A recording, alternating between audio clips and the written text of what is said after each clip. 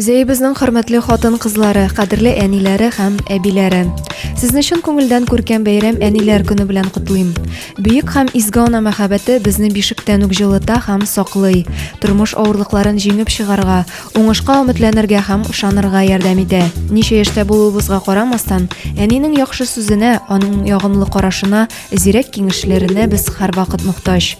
Әниләр көнен бәйрәм итү, әниләрнең безнең өчен башкарган эшләре, яратулары һәм аңлауларына карата чиксез рәхмәтебезне белдерү өчен менә дигән мөмкинлек. Бу көнне мин герой аналарга, күп балалы аналарга, ятимнәрне үз канаты астына алган хатын-кызларга аерым рәхмәтемне җиткерәм. Кадерле хатын-кызлар, безнең киләчәк сезнең кулларда. Сез районыбызның актив кешеләре булып торасыз. Хезмәт һәм иҗтимагый тормышта катнашып, ана вазифаларын бергә уңышлы гына башкарасыз. Һәм шул ук вакытта изге күңелле, сөйкемле һәм мулаим булып кала бирәсез.